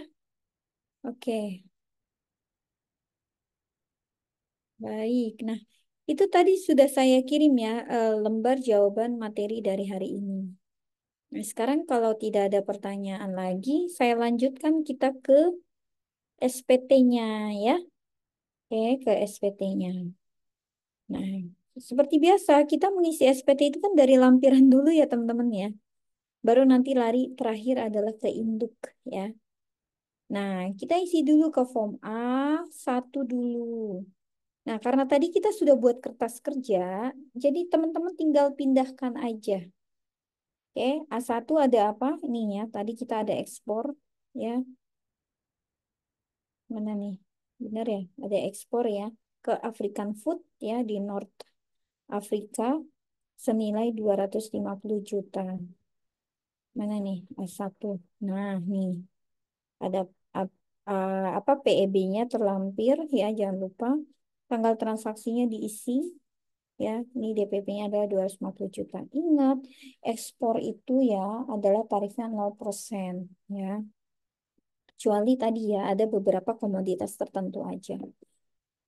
Nah, nanti pas pengisian SPT jangan lupa nih ya diisi nih nama PKP, NPWP, masa pajaknya. Nah, ini kalau ada terjadi pembetulan, misal pembetulan keberapa ya kalau terjadi kesalahan ya. Oke. Nah, lanjut ke A2. A2 itu adalah ini untuk pajak keluaran atas penyerahan dalam negeri dengan menggunakan faktur pajak ya. Jadi berdasarkan faktur pajak. Nah, kalau tadi faktur penjualannya menggunakan mesin register cash ya, mesin cash register. Nah, itu masuknya ke pajak yang digungungkan tadi ya di AB nanti. Oke, nah ini banyak A2-nya ya teman-teman. Kita tinggal pindahkan aja ya sesuai dengan transaksinya tadi ya. Terus kemudian masukkan nih nama pembelinya ya atau penerima manfaatnya siapa atau penerima JKP-nya. Masukkan lagi NPWP-nya, ya nomor pasportnya. Lalu jangan lupa kode dan nomor seri faktur pajaknya diinput juga. Terus tanggal faktur pajaknya jangan lupa diinput. Ya. Dan lalu masukkan DPP-nya seperti yang tadi sudah kita bahas. Jadi ini di sini teman-teman tinggal input saja angka-angkanya ya dari yang sudah kita rekapitulasi tadi ya kertas kerja ini ya. Oke, tinggal dipindahkan saja ke form A2. Nah, PPN-nya nanti tinggal dikalikan 11% aja semuanya. Nah, terus kalau sudah jangan lupa di total ya. Oke, dijumlahkan di summary ya. Di summary ya, ini 495.360.360 rupiah. Dan PPN-nya juga sama, jangan lupa di summary 54.489.640 rupiah. Nah, jadi ini jumlah-jumlah A1 ya, A2 ini ya, A1 dan A2 nanti jangan lupa dipindahkan ke form AB. Nih, nah, oke, kita tinggal pindahkan aja angkanya. Ya, tinggal dipindahkan angkanya. Nah, kalau sudah, nanti baru kita lanjutkan. Nah, untuk yang penyerahan dalam negeri, ya, ini ada 2 poin. Yang pertama yang tidak digungungkan, yang kedua yang digungungkan. Kalau yang tidak digungungkan udah jelas nih. Dari A2, berarti ada faktur pajaknya. Kalau yang digungungkan itu yang dari mesin cash register tadi. Ya, nih, berapa jumlahnya? 22 juta. Nah, ini ada yang di perhitungan tadi loh, yang terakhir nih, nomor terakhir. Nih, nomor 15 ya. Kayak 22 juta nih. Tuh. Oke. Nah, jadi gitu ya. AB ini hanya rekapitulasi dari halaman-halaman lampiran-lampiran sebelumnya. Oke. Nah, lanjut ya. Kita ke lampiran B1, B2, dan B3. Nah, B1 untuk transaksi impor ya. Ini tidak ada, teman-teman, ya. Nggak ada. Jadi, memang nggak ada case-nya impor. Kalau ada, nanti tinggal di-input aja ya. Nama penjualnya siapa, terus nomor PIB-nya atau EJKP ya. Kalau misalkan impor barang, nanti ada PIB. Kalau ekspor jasa, nanti adanya EJKP. Ya. Terus tanggalnya berapa ya, dilihat dari PIB dan EJKP-nya, DPP-nya berapa, terus PPN-nya berapa. Kalau ada PPNBM, karena ini nggak ada jumlahnya, nih atau 0, AB-nya B1 ya, ini menjadi 1. Oke, lanjut ke kedua, ini adalah masukan yang dikreditkan perolehan BKP atau JKP dalam negeri. Nah, berarti kan yang lokal yang terjadi daerah Pabean aja ya. Oke, ada 2 transaksinya, PT Madora dan Indokopi. Oke, jangan lupa NPWP-nya dimasukkan, nomor faktur pajaknya, tanggal fakturnya, ya, berapa DPP-nya, dan terutang PPN-nya berapa. PPNBM masukkan, kalau skip aja. Nah, kalau misalkan ini terjadi penggantian faktur atau retur, nanti tinggal diinput aja di sini ya. Ingat, kalau retur itu nanti akan mengurangi ya pajak PPN-nya gitu. Nah, tapi kalau ganti berarti tadi nomor serinya 010 berubah menjadi 011 misalkan begitu ya. Oke, lanjut. Nah, ini nanti jumlahnya jangan lupa dipindahkan ke lampiran AB ya, di B2. Nah, nih ya, tinggal masukkan. Ya, lanjut ke B3. Nah, B3 ini tadi untuk daftar pajak masukan yang tidak dapat dikreditkan atau yang mendapat fasilitas. Nah, jadi contohnya tadi ya, ini ada transaksi apa namanya, pembelian kendaraan tadi ya, yang Toyota Avanza. Ya, jangan lupa NPWP-nya, nomor seri faktur pajaknya, dan tanggal fakturnya, DPP-nya, PPN-nya. Nah, karena ada PPNBM, maka kita masukkan di sini unsur PPNBM. Oke, kalau sudah jangan lupa di summary, pindahkan ke lampiran AB, masukkan ke dalam nomor 2 ya, Romawi 2 poin C ya. Oke, nah ini sudah kita breakdown. Nah, oke ya. Jadi begitu cara penginputan ya ke dalam SPT PPN. Nah, terus kemudian kan tadi saya poin 1 AB udah, poin 2 A, B, C ya udah juga ya, D ini hanya tinggal di summary aja ya, dijumlahkan aja. Oke, ini ya ketemu nih 528 ya. Ini hanya penjumlahan aja. Nah, sekarang kita naik dulu ke poin 1C. Nah, poin 1C ini teman-teman harus membreakdown mana-mana transaksi yang masuk ke dalam ya kode nomor seri faktur ya. Ke 01, 04, 06, dan 09, lalu 02 dan 03, lalu 07 dan 08. Nah, jadi sebelum saya ke lampiran AB ini, saya buat regulasinya itu ada di sini nih. Karena kan biar memudahkan ya. Jadi saya buat di sini dulu nih. Ya, digunggungkan tadi udah jelas ya dari yang mesin cash register tadi. Nah, kode 01, 04, 05, 06 berarti dari nomor seri faktur pajaknya. Teman-teman tinggal periksa aja nih di sini nih. Oke, mana yang 01, 04, 05, 06, 09 kita summary di sini, kita akumulasikan. Itu ada dapat ya. Nih, saya udah masukkan nih DPP sama PPN-nya ya. Ada toko makanan di Bandung ya. Terus kemudian ada PT Kopi Enak Bandung, ada PT Seroja Indah, toko makanan Bandung, PT Distribusi Makanan Bandung sama Abdel Bandung. Nah, jadi saya jumlahkan, baru nanti saya kalikan 11% tuh. Oke, ini udah kita breakdown 01, 04, 05, 06, 09. Lanjut ke 02, 03. Berarti nomor faktur pajak 02 tadi yang dari instansi ini ya, pemerintah daerah nih. Nah, ditambah sama yang BUMN. Tuh ya, ini dari sini nih. Tuh, jadi ada 3. Oke, kalau sudah nanti kita kalikan 11% saja. Nah, terakhir 07 sama 08. Oke, 07 dulu. Oh, 07 ada tadi transaksinya mana nih? Nah, nih tuh di ya transaksinya. Jadi ya kita bikin. Kalau sudah baru kita pindahkan ke RAB nih jumlah. Nah, jadi tanya ya teman-teman ya untuk memudahkan aja. Saya breakdown ya. Nah, karena rekapitulasi AB ini sudah lengkap, kita cek berapa sih pajak masukan yang kan ya di sini simpulannya pajak masukan kreditkan nih. Ini diperoleh dari Romawi 2A dan Romawi B. 2A berarti B1 dan B2. Nah, ambil di sini PN terutangnya itu ya sorry masukan dapat dikreditkan adalah 31.364.000 ya 825 rupiah.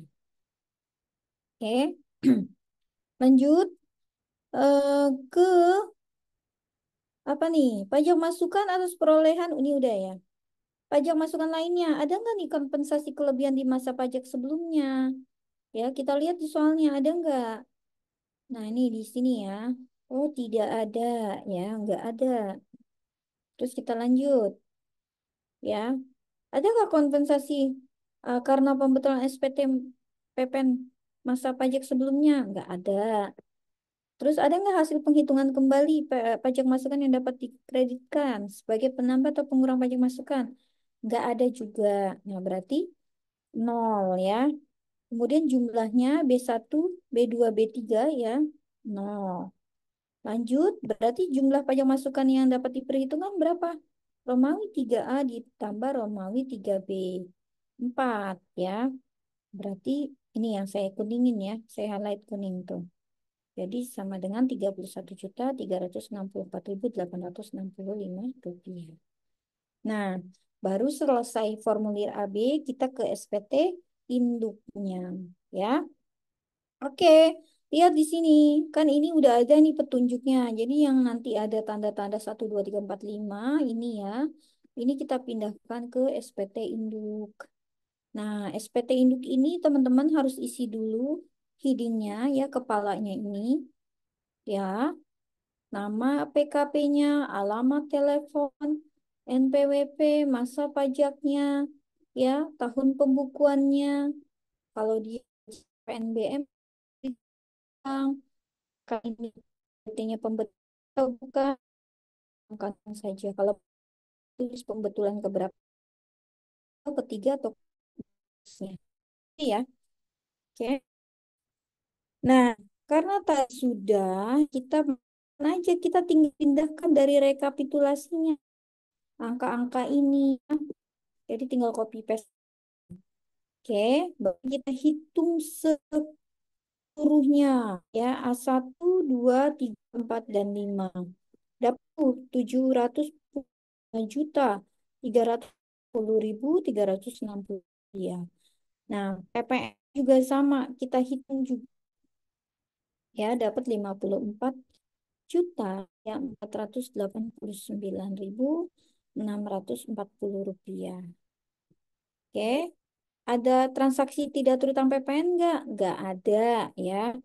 Atau misalkan berapa jadi jumlah keseluruhannya? Sama ya, 745.360.360 rupiah. Lanjut ya ke Romawi 2. Penghitungan PPN kurang bayar atau lebih bayar. Nah, ini kan udah ada keterangan nih ya. Satu, berarti kita ambil dari ini nih. Tuh, petunjuknya ya. PPN-nya tinggal diturunin aja, yaitu 40.120.270 rupiah. Oke, ada PPN di store di muka dalam masa pajak yang sama? Nggak ada, jadi kita nihil aja, kosong di sini. Lanjut ke nomor 5. Nomor 5 ini dari rekapitulasi ya tadi. Nih, yang AB yang terakhir nih. Nah, nih 31 juta ini ya. Kita tinggal pindahkan ke sini. Tuh. Jadi di sini pajak keluarannya lebih besar dibandingkan dengan pajak masukannya. Berarti dia kurang bayar. Berapa kurang bayarnya? 8 juta ya, 755.405 rupiah. Oke, lanjut ya. Ada PPN yang kurang atau lebih bayar di SPT yang dibetulkan. Nggak ada transaksinya, jadi nihil, nol aja. Sehingga PPN kurang atau lebih bayarnya sama ya, yaitu 8.755.405 rupiah. Nah, karena kita udah tahu PPN ini kurang bayar, sehingga ya kita harus melakukan penyetoran terlebih dahulu ke kas negara. Kita buat deh tuh ID billingnya. Buka di laman DJP online, ya kan? Oke, sudah nanti tinggal diberi keterangan pembayaran PPN terutang untuk masa pajak Mei 2023. Nah, ketika kode billing sudah, sorry, ketika e-bill udah kita buat, e-bill ini kan jangka waktunya 30 hari ya teman-teman, atau 1 bulan, ya sudah kita buat. Kemudian jangan lupa dilakukan payment, ya pembayaran dengan transfer. Nah, selesai, nanti ketika sudah transaksinya sudah oke, sudah apa namanya ditransfer ke kas negara, lanjut nanti ada resi atau bukti setor ya. Bukti setor di situ ada NTPN kurang lebih 16 digit ya. Masukkan di sini ya nih di poin G. Kapan tanggal pelunasannya ya, PPN terutang yang tadi dilunaskannya itu tanggal berapa? Oke, sama resi sama BPN. Masukkan NTPN. Oke. Kalau bayar berarti lebih bayar tadi, tinggal option kita mau milihnya yang mana, dikompensasikan ya. Oke, nih untuk PPN tuh di SPT nomor ya ada ke sendiri. Nah, di khususnya ya dia ada kan nih, ini ya nomor 4 nih ya, kegiatan membangun sendiri. Berapa itu? 225 ya. Nah, nih saya highlight nih. Oke, tarifnya berapa? 2,2% ya. Berarti 200 DPP-nya ya, DPP-nya 225 juta. Kita kan dengan apa namanya 2,2% dapat 4.950. Nah, jangan lupa ini disetor sebelum lapor SPT masa PPN. Jadi kita setor dulu ke kas negara. Buat lagi ID billingnya di laman DJP online ya. Terus kemudian nanti sudah muncul tuh kode ID billingnya, lakukan payment dengan transfer ya kan. Terus kemudian nanti ketika sudah oke, sudah transfer, muncul resi bukti penerima apa bukti pembayaran ya, bukti setoran BPS ya kan. Terus nanti di situ ada NTPN-nya, input ke sini ya. Jangan lupa tanggal dilunasinya diisi, tanggal bulan tahunnya. Oke, lanjut kalau adalah gagal produksi ya. Ini PPN berapa? Pan PP ya. N nih harusnya ini. Typo ya. NTPN. Nomor transaksi penerimaannya.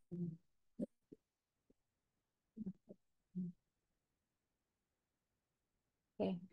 Nah, terus kalau ada dia wajib PPNBM nih ya, wajib PPNBM berarti nanti transaksinya ada di sini di penerima. Karena si Kaisar kan dia tidak memiliki kewajiban PPN, maka kita abaikan aja. Lanjut, pelengkap SPT jangan lupa nih, kita beri tanda ya, silang. AB, kita checklist ya. A1, A2, B1, B2, B3, surat setoran pajak ya karena tadi kurang bayar. Oke, kalau ini dilakukan oleh konsulan pajak jangan lupa ya, nanti ada surat kuasa khususnya. Kalau misalkan PKP-nya sendiri cukup aja, nggak perlu pakai surat kuasa ya. Jangan lupa di sini diterbitkannya di mana pelaporan SPT-nya tergantung domisilinya, tanggal berapa pelaporannya ya. Oke, tanda tangan jangan lupa atas nama direkturnya tadi ya dan di stempel. Oke, selesai nih teman-teman terkait dengan SPT. Monggo, sampai sini ada pertanyaan? Silakan teman-teman. Masih ada waktu kurang lebih 20 menit lagi lah ya. Silakan. Silakan Bapak Ibu dari yang sudah Bu Rati jelaskan. Nih, udah Apakah ada beres. pertanyaan? Silakan. Monggo, silakan teman-teman ya. Jadi tanya Bu, Jadi bisa siapa tahu ada yang mau ditanya, bisa gimana, nomor WA-nya Bu. gimana Pak Delta? Maaf. Nanti kalau ada yang kurang jelas mungkin ada bisa dikoordinasikan nanti sama Ibu boleh nomornya. Oh, boleh. Saya ini ya. Saya kirim di apa namanya di chat room. Oke, Pak. Silakan, Pak. Banyak sih, Pak, teman-teman alumni dari Zen ya kan. Sampai sekarang masih keep kontak sama saya. Nanti sharing-sharing boleh ya kan. Ada problem apapun boleh. Mau kolaborasi juga boleh, monggo aja. Ya kan, very welcome pokoknya. Gitu Pak Delta, silakan. Ini nomor saya teman-teman ya, bukan Pak Delta aja. Atau nanti ada, ini saya juga nggak tahu nih Mas apa Mbak ya, Turangga Seta, Mbak Mutiara Danisa, ya kan, Mbak Arsyalu Fadila, terus kemudian ada siapa lagi nih, Mbak Atika Suri, Mbak Fitri Nabila, dan Mbak Septiani ya. Monggo, ini nomor saya 0812 94 90 9022. Oke, silakan nanti kalau mau sharing atau discussion boleh banget ya, teman-teman silakan. Feel free pokoknya. Atau mau kolaborasi monggo juga ya. Silakan. Bisa magang ini Bu di tempatnya Bu. Magang. Kalau magang eh, banyak Pak. Nanti boleh Pak di tempat teman-teman konsultan yang lain. Pak Delta ada di daerah mana nih? Jauh Bu kalau saya Sulawesi. Di mana? Kalau saya di Sulawesi Bu. Oh, Sulawesi. Ya, saya punya apa namanya? Ada grup konsultan pajak Indonesia itu IKPI ya kan, itu seluruh Indonesia Pak. Jadi nanti kalau butuh-butuh partner ya kan, Boleh banget, boleh. Ya kan mau magang-magang boleh. Nanti tinggal di konfirmasi ke teman-teman. Biasanya teman-teman suka ini kok menerima. Kadang mahasiswa saya juga ada beberapa ya kan dibutuhkan misalkan kalau good, bagus ya kan diperpanjang seperti itu. Terima kasih, Bu.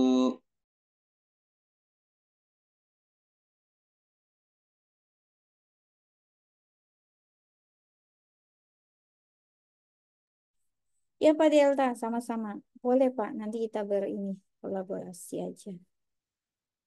Oke. Monggo Mbak Nurmalisa atau teman-teman yang lain silakan mau Silakan. Apakah sharing-sharing. ada pertanyaan atau ingin berdiskusi dengan Bu Rati? Silakan, teman-teman. Mumpung masih ada waktu. Ini by the way ini mahasiswa atau ini nih Mbak? Kebanyakan ada beberapa mahasiswa sih, Bu. Oh oke oke. Silakan. Cuma hari ini ada beberapa yang izin ke saya karena mereka lagi UAS, jadi nggak bisa ikut Zoom. Jadi makanya Totalnya, yang hadir hanya beberapa ini, nggak semua, nggak tidak lengkap. totalnya berapa Mbak? 15 orang, Bu. Oh, ini cuma setengahnya ya. Iya, Cuma 7 yang banyak yang izin. Mm-mm. Oke. Bagaimana Bapak Ibu? Silakan, apakah ada pertanyaan? Mahasiswa Apakah dari masih ada mana Mbak? waktu? Mahasiswanya Kebanyakan dari Mercu Buana, Bu. oh, Universitas mercubuana. Mercu Buana. Ya ya.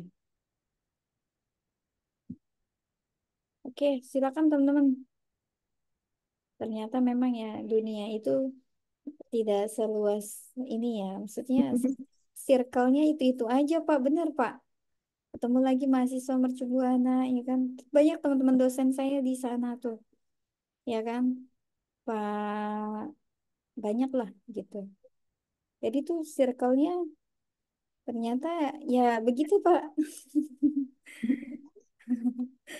Gitu. Jadi apa ya? Ya karena dunia pendidikan ya. Konsultan juga sama. Ternyata oh ini ketemu ini. Sekarang kan banyak ya. Konsultan itu menjadi dosen praktisi di beberapa kampus. Ya karena memang kalau secara akademisi aja nanti mahasiswanya ketika di dunia kerja kan bingung ya kan seperti apa dan lain sebagainya. Makanya harus berkolaborasi dengan praktisi-praktisi. Tapi bukan hanya di dunia perpajakan ya, saya rasa di dunia PR ya kan, terus kemudian akuntansi, begitu juga sama. Ada pasti setiap kampus punya dosen praktisinya gitu. Karena dosen praktisi itu biar selaras ya antara teori dengan praktik di lapangan. Karena sama seperti kita belajar pajak, ya kan? Kadang secara teori begini gitu kan. Tapi sepanjang gini, pajak itu kan eh, banyak gray areanya, area abu-abunya tuh banyak, ya kan? Jadi sepanjang ini masih bisa ditolerir, ya kan? Artinya masih nggak keluar dari koridor peraturan perundang-undangan perpajakan, ya nggak masalah, gitu kan? Fine-fine aja itu tax planning. Beda kalau kita melakukan sebuah eh, penggelapan atau pengelakan pajak. Nah, itu sanksinya udah berat, ya kan? Nah, apalagi eh, sumber penerimaan negara itu kan terbesar dari pajak sekarang ya tadi ya. 82% kurang lebih itu dari pajak. Nah, em, apa namanya? Dan dinamis peraturan perpajakannya mengikuti perkembangan zaman, ya. Terus kemudian Indonesia ini adalah negara yang amat sangat potensial dari pajak. Cuma memang nggak bisa seluruh apa namanya peraturan bisa diimplementasikan dengan baik. Pastinya seperti itu. Ya, contohnya aja kayak pajak karbon. Kan sampai saat ini juga kan belum bisa ya. Karena kan banyak stakeholder ya kan atau banyak juga pemangku-pemangku kebijakan ya kan. Terus kita kan harus tidak melihat di sisi pemerintahnya aja tapi lebih ke masyarakatnya. terus lebih ke asosiasinya. Kan ada Apindo ya kan kayak gitu. Terus dilihat dari sisi wajib pajaknya atau perusahaan ya kan. Nah, berkenaan dengan ini makanya belum bisa 100% diimplementasikan di Indonesia gitu. Nah, di BKF, di Badan Kebijakan Fiskal juga menyatakan seperti itu. Berat. Saya pernah diskus tuh sama teman di BKF, berat kalau kita untuk menjalankan pajak karbon gitu.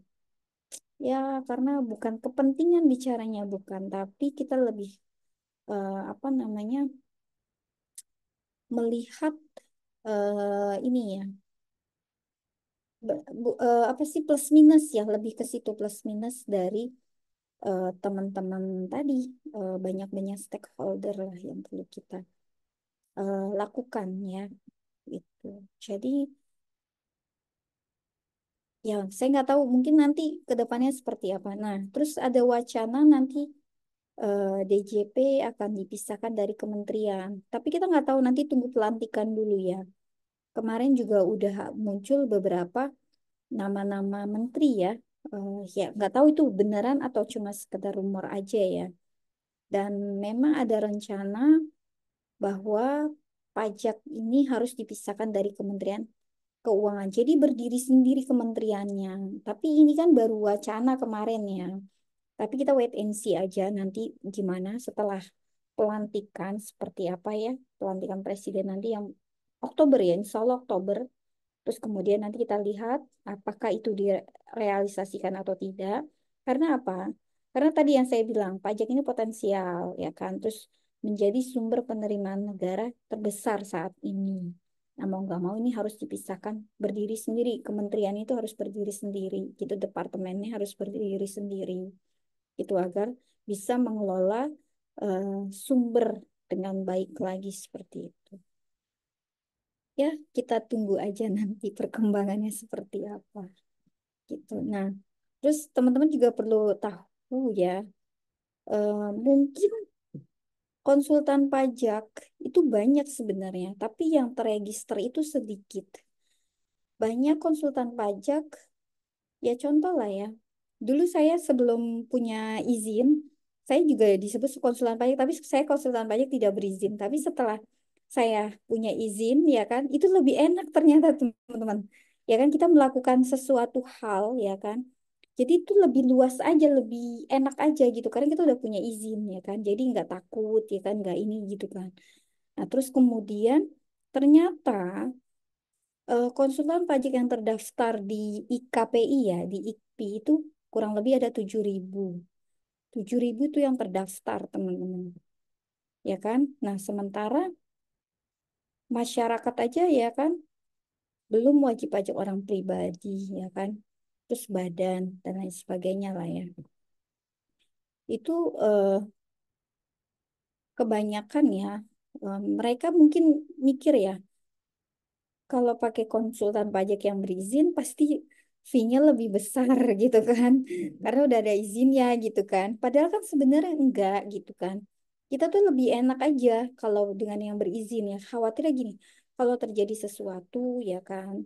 Jadi wajib pajaknya tuh enggak inilah, enggak dirugikan atau apapun lah. Ya, tapi ya itu tadi balik lagi lah ke kebutuhan dari wajib pajak itu sendiri. Sementara kan jumlah wajib pajak di Indonesia aja udah berapa ratus ribu ya kan, seperti itu. Dan terus tiap tahun akan terus bertambah, bertumbuh seperti itu. Ya, mungkin itu Mbak. Ya, baik, Bu Rati. Bagaimana Bapak Ibu?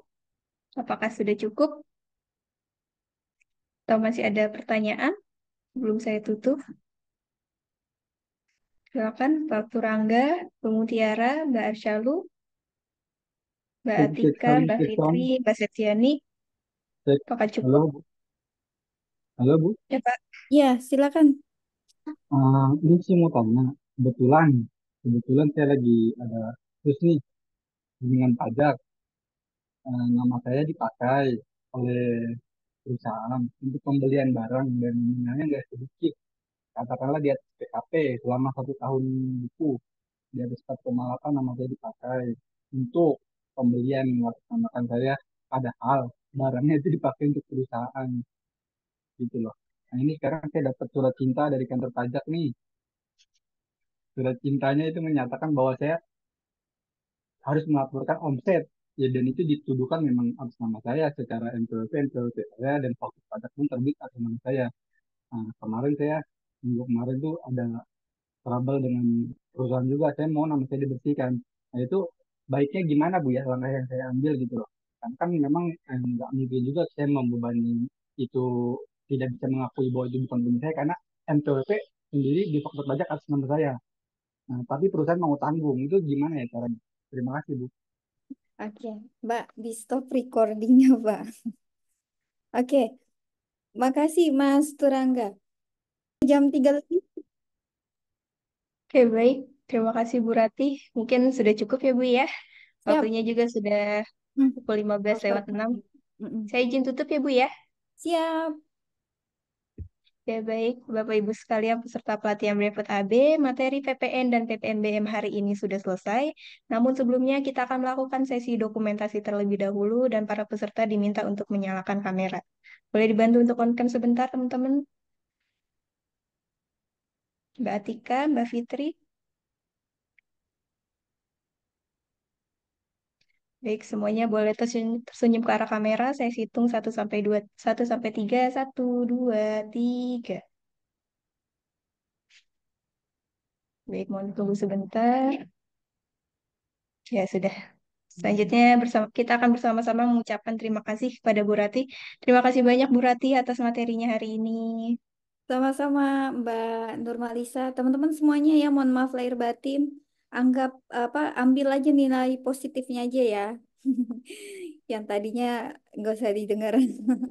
Maksudnya ambil aja sisi positifnya aja ya teman-teman. Oke, thank you. Mohon maaf lahir batin. Sampai ketemu nanti di lain kesempatan. Sukses semuanya. Ya, Terima kasih. Masih dan berarti. Bu Rati sudah bisa meninggalkan ruang Zoom meeting. Sekali lagi terima kasih ya Bu. Sama-sama. Izin live semuanya. Assalamualaikum warahmatullahi wabarakatuh. Selamat Waalaikumsalam sore. warahmatullahi wabarakatuh. Baik, selanjutnya ada beberapa informasi yang akan kami sampaikan. Di antaranya yang pertama, kami akan mengirimkan link rekaman materi pelatihan hari ini ke grup WhatsApp. Yang kedua, kami akan mengirimkan ujian soal materi pelatihan hari ini beserta deadline pengumpulannya. Yang ketiga, untuk materi selanjutnya adalah PBB, BPHTB, dan Bea Matrai hari Sabtu tanggal 20 Juli 2024 yang akan diampu oleh Bapak Hasian Purba, SE MAK BKP, yang akan dimulai pukul 9 sampai dengan 12 waktu Indonesia Barat. Untuk link Zoom meeting akan kami informasikan 15 menit sebelum dimulai. Demikian informasi yang dapat kami sampaikan dan para peserta sudah bisa meninggalkan ruang Zoom meeting. Terima kasih, selamat sore dan selamat beristirahat.